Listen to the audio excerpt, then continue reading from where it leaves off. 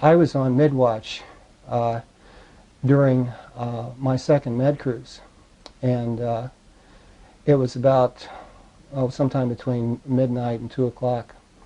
And I had a contact come on the radar scope. This new radar that we had a SPA 50-inch repeater. We used to have SPA 8s and a VG, a vector guide that we plot aircraft on. And I knew the difference between surface search radar and air search radar. There's differences in polarity of the radio signal and things like this, and how the waves come back, all this stealth kind of stuff, you know, active and passive electronic countermeasures.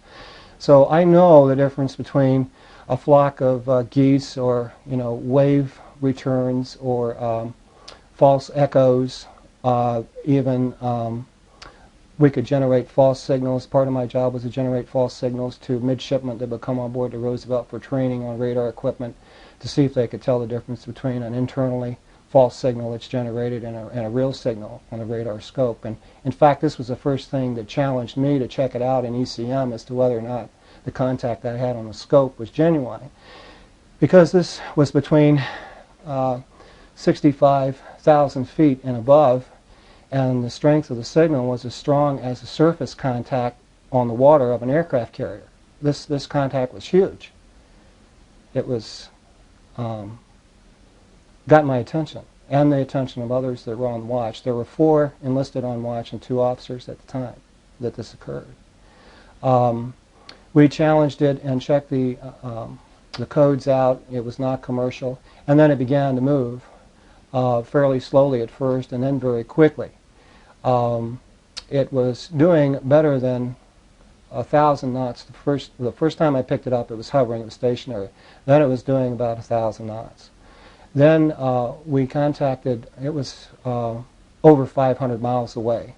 And that high up, even though horizon line is at 18 miles on the Earth, when you have that high in altitude, you can detect aerial contacts at a much greater distance than line of sight, or UHF, let's say, communications.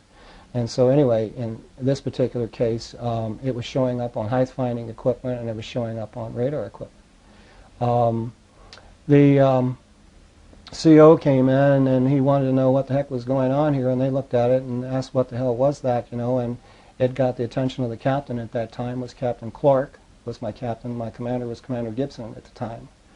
And it was only one person on watch in ECM, and before I knew, in a matter of 15 minutes, the ship was being turned, and 2 Phantom IIs were being prepared for launch. Now, I got on a set of headphones, and I'm on a SPA 8 repeater now, and I'm listening to communications between the pilot and the CO flight ops. And when you go to general quarters, you do the same thing, and I was used to doing this because one of my jobs during general quarters was to sit right next to the commander of our division and to listen to the cap aircraft, and my job was to log in all the tally-hos and everything. My job was as recognition expert also to be able to identify different types of Navy ships, foreign ships, commercial ships, maritime ships, and aircraft, not only electronically but visually, be familiar with electronic fingerprints. In any event, the Phantom IIs went to afterburners, and they were about 100 miles or so away from this contact and turned on the conical scan radar to lock on, and it winked out. Just disappeared. I could see the 2 Phantom IIs on my scope, and this thing winked out. They flew around for about 10 minutes, and then they headed back to the ship. Now understand, this is, normally they spot aircraft on the deck, but they always keep the side ramp. You can launch 3 catapults on the Roosevelt. You can launch, the 2 forward catapults were, at this time, were occupied with aircraft spotted on the deck, and they launched these Phantom IIs off the angled catapult, and then they recovered them, and after they recovered them, about 35 minutes later, after they landed on the pipe, 35 minutes later, and everybody's settled down, this thing winks back on again, and it's about 12 to 15 miles from the ship, hovering at about 30,000 feet. It's a clear night, stars are out, and the lookouts, I can talk to them on my headphones here. Everybody's connected, your air plotter, your surface plotter, your officer, your flag plot, the captain or whoever the officer of the watch is up in the conning tower. And on an aircraft carrier, this is very serious business because, you know, you have a lot of people involved and a lot of safety factors involved, and so it's not a normal thing just to fire things up that quick. And in any event, they went out and the lookouts couldn't see anything. Nobody could see anything. But it was there on our radar scope. It was not a false signal. I never saw anything. I never left mine, but all I could hear were the reports coming over my headphones. And then the thing that really startled me the most was that after I got a break, we'd get, you know, they're pretty diligent about this in the Navy even today, is that you'd get breaks, at least a 10-minute break in every hour of watch because they want to keep you fine-tuned. And so I went down the corridor, and for the first time, I saw two armed Marines there. Two Marines there, the one that usually stands with the captain, and they're outside ECM, and they wouldn't let me in there, and I had a clearance to be in there. And then I saw other officers there whom I had never even seen before. So something went down.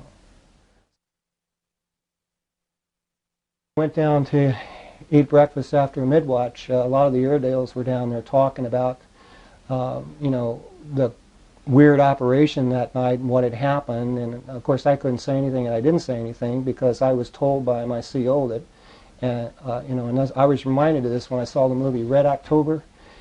And the admiral walks up and shows somebody the credentials and say, "This never happened." And my CO told me, "Jordan, this, you know, what have you got in your log? This never happened."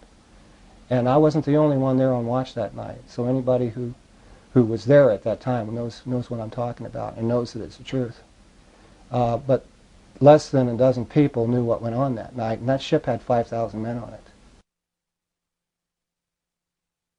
A few of us started talking about it, and I later ran into a Navy chief at the school up in OCS who told me a story about when he was down in the Caribbean.